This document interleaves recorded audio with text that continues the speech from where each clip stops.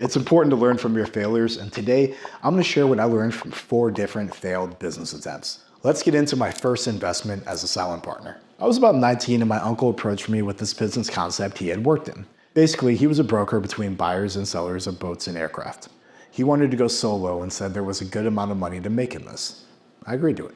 I agreed to it because he was my uncle and I trusted him, not because I understood the business concept. My first lesson of my first failure: if you don't understand the business concept, don't bother with it. I invested $10,000. In 1 year, I had $13,000 returned to me. That's 130% return on investment. That's great. Except the company closed after 1 year because it wasn't enough to sustain my uncle's needs. Lesson 2 from my first failure: just because you have a positive ROI doesn't mean it was a success. 130% ROI is great, but because the investment was small, this wasn't enough to live off of.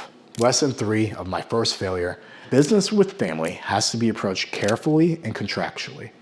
I still have the same respect for my uncle today that I did when we started our company and at the end of it.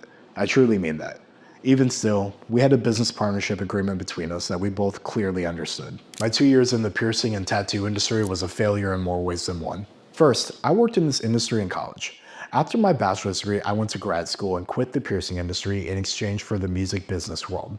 I worked with hard rock and heavy metal musicians for 8 years, and still, to this day, the biggest egos and prima donnas I have ever met were all tattoo artists. You guys are so full of yourselves. Holy shit. Relax. You're artists. You're not saving children's lives. Chill. Paid the owner of the shop I did my apprenticeship at $10K from one of the best piercing artists in the state to mentor me. The owner didn't pay him, so the guy quit.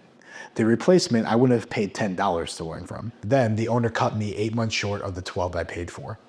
But I didn't have a contract for my apprenticeship, so there was really nothing I could do. First lesson on my second failure: never transfer money on a handshake deal. Always have a contract. My own limited work experience exposed me to some amateur mistakes, including my second lesson of my second failure. In most cases, keep a separation between work and personal life. One coworker in particular living with me made it more difficult in that work environment. This roommate kept no secrets between work and home life, and it created an uncomfortable experience all around. All the same, one of my old employers and I still talk today. Work friendships, even after the work relationship has ended, can and do last. Just be careful who you let in. And last, my third lesson for this failure: understand when you're the problem. My own immaturity bled into my workflow, and this caused issues between my employers and coworkers and I. It's a growing up lesson everyone needs to learn at some point, and it's typically not pretty when it happens. At the same time, understand when you are not the problem. Blatant disrespect, even from an employer, isn't okay. If someone repeated some of the things one old employer in particular said to me today, I'd smack them for it. Back then, I was too passive to properly handle this. But never allow downright disrespect from anyone, and that includes the guy writing your checks. It's never okay. Did you know I was an author? The book concept is explaining how I've used the cult philosophy to help me navigate hardships I've faced throughout my life. This one is a bit more industry specific, but the first lesson of my third failure: understand the difference between writing a book and writing your journal. Issue was, I had too many hardships currently going on in my life. The book writing became a therapeutic release for me for the events that were happening at that time. First version was all over the place, angry, pain-filled, and sloppy. The second was incomparably better, but not great.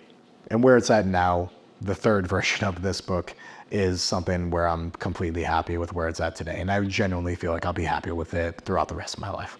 Lesson 2 of my third failure: ask yourself if you'd want your name attached to it in 10 years. My life influence flowed grossly into my writing. It was too personal, too dark, too negative, too woe is me, and the writing downright sucked.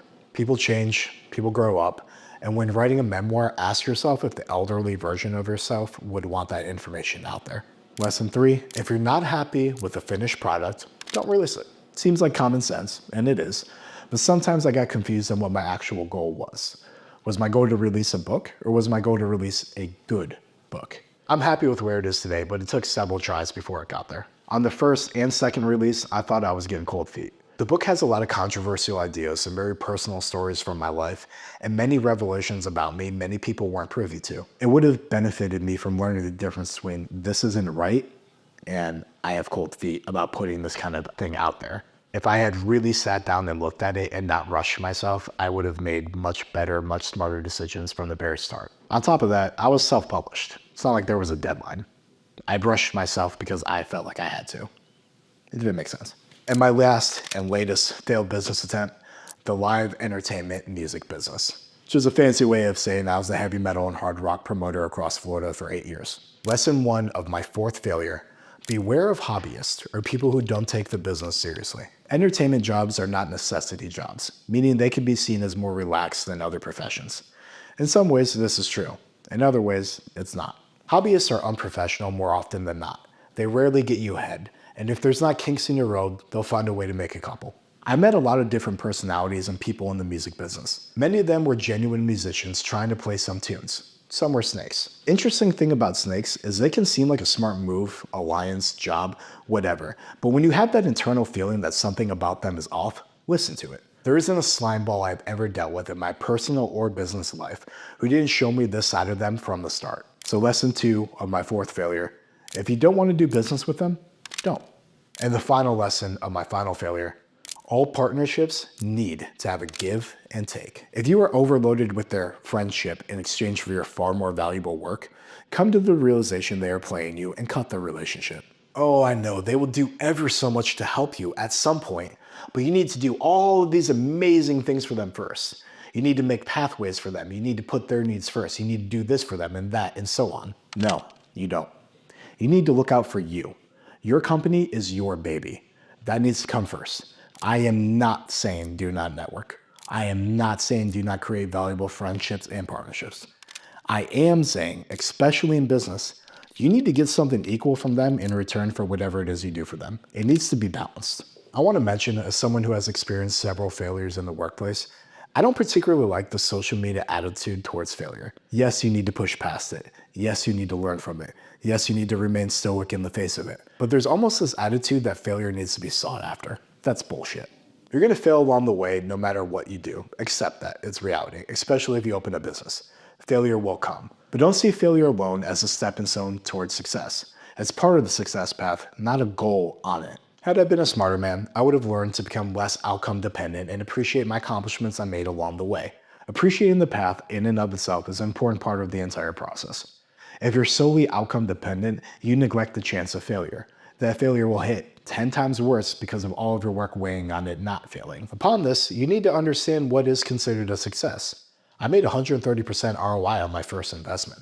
I still consider it a failure because the business discontinued after 1 year and my investment was too small. While it was impressive in percentage terms, it couldn't sustain my income nor my business partners. I can absolutely promise you, if your success is tied up in material gains alone, you will never achieve it. Last lesson: appreciate the value of your work without needing to rely entirely on the outcome of it. I made this video hoping it would encourage others. I want you to learn from my failures, as you could learn from others, so you could avoid certain pitfalls in your own work. Many of us will face the same issues: funding, staffing concerns, things not going according to plan.